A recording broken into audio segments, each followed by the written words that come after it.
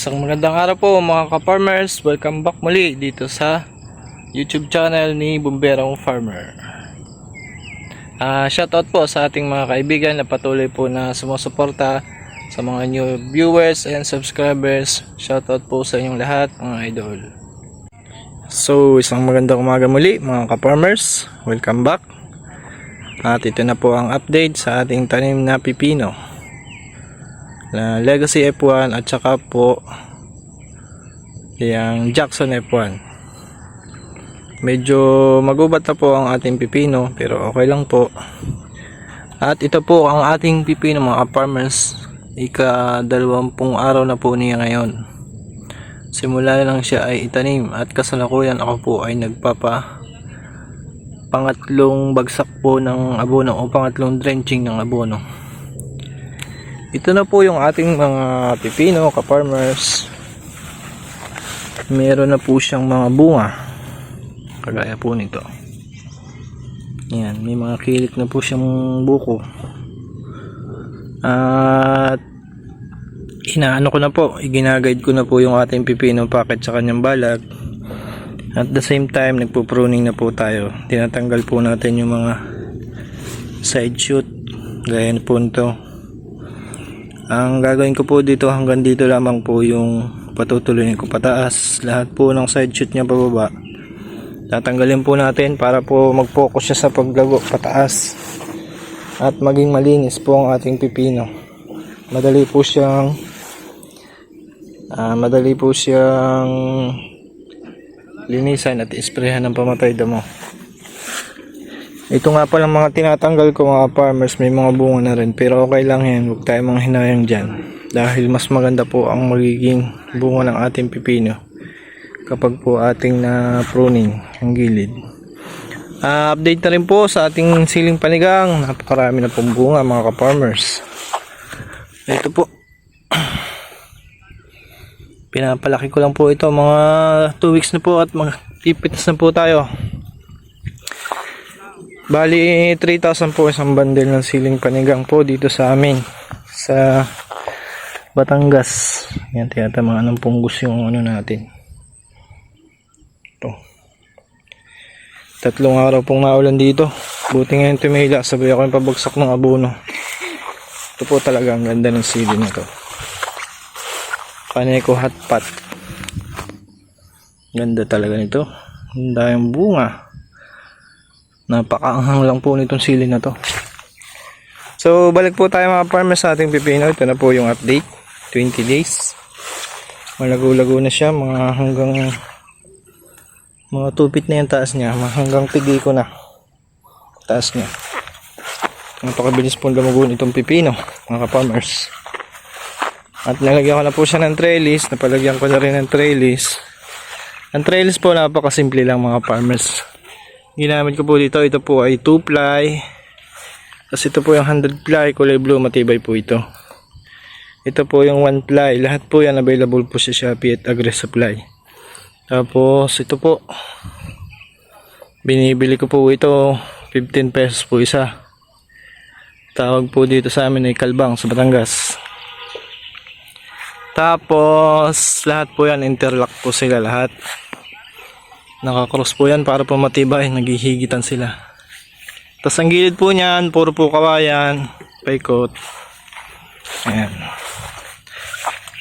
Marami nagtataka kayo mga farmers, bet madamo yung ating halamanan. Dati nagtry kaming mag-grass cutter dito. Pakita ko sa inyo. Yan, pag-grass cutter ako dito. Kaso nagkabutas-butas yung dahon ng pipino kasi nung time na maliliit pa ang pipino, natatalsikan siya ng mga debris. Sabi ko wag na muna, atin munang iakyat, gawa ng masisira, ma-stress ang ating pipino. Kaya saka ko po siya ilalagyan, saka ko po siya igagrass cutter pag po na i-guide na natin pataas para po hindi po siya masaktan. Talagang konting-konti na lang at makakapira na uli sa ganda ng ating sili mga ka-farmers. Ayan, daming buko. Sunod-sunod eh. Ito nyo to. Kada nodes niya, ito bunga. Bunga. Bunga. O bunga. Bunga. Talagang kada nodes. Bunga. Ang ganda. Tapos kaya maganda rin yung presyo. Hanggang dito po ang ating pipino mga farmers. Hanggang doon sa dulong yun. Ito nga palang aking mga sili na ito. Ito na yung pantapon ko gayak na punla. May mga bunga na po siya sa seedling tray. At nung time na yon may tanim tong ampalaya. Itatapon ko na gayak, sabi ko maisingit kaya dito sa ampalaya. At hindi ko akalain isa pa pala yung tatama sa presyo. Ganda. Kung po naiakit po natin yan, lilinisan na po natin para na po hindi po nakakahiya sa inyo mga ka-farmers. Baka sabihin nyo naman puro ka vlog damdaman naman ng iyong halaman. Lilinisin po natin yan mga farmers. So pakita ko sa inyo yung ano ko, yung ginagamit ko ngayon na abono, ikatlong abono, drenching ulit. So ito muli ang ating gagamitin mga farmers, di po tayo nagbabago. This time ang gagamitin natin ay same pa rin, Unix 16 tsaka calcium nitrate, nitrobor tsaka Unix 16.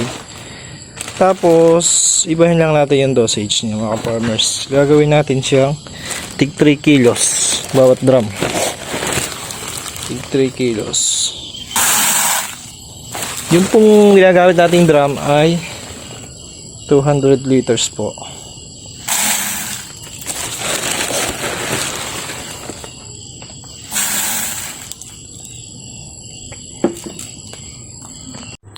Hello po mga farmers, ipagpaalmanin nyo po at hindi ko na ituloy yung video ko kanina.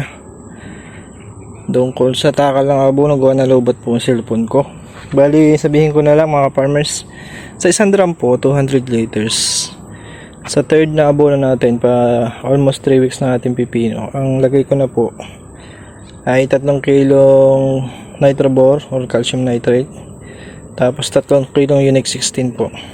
Yun po ang lagay ko dito sa 200 liters na drum. Malawak po kasi itong inaabunuhan namin, kaya laging ginagamit ko po ay drum. Pero kung kayo po ay mag konti-konti lang, lahat po lang sardinas ang gawin yung takalan. Bali po mga ka-farmers, yun pong 2 kilo equivalent po siya sa sa isang lata ng sardinas, sa isang ganito po 20 liters. So ang 3 kilo po ay equivalent to isang lata at kalahati po ng sardinas. Yung pong regular na sardinas mega, o yung pong tawag dito, basta yung pong sardinas natin na nabibili. Tapos kapag po ito ay bulaklakan na, siguro mga 1 month, papalit na po tayo ng abono. Alisin na po natin yung Unix 16 at ilalagay na po natin ay yung winner. Yara winner. Dahil ang Yara winner mga farmers ay mataas po yung kanyang potassium content, which is kailangan po ng ating mga halaman kapag po nagbubunga na. Kaya yun na po ipapalit natin dito po sa Unix 16 kapag po bulaklakan na at may mga tangay ng bunga ating halaman. So hanggang dito na lang mga ka-farmers, hindi ko na masyadong pahabain. Ulitin ko lang po, pag po pa 3rd week na po ng ating pipino, ang ginagamit po natin ay nag-adjust po tayo ng timplada. Bali tig 3 kilo na po bawat po drum. So maraming salamat po sa panonood, at kung nagustuhan nyo mga ganitong video, don't forget to like, follow and share para po lagi po kayong updated. Ingat po tayong lahat. God bless us all.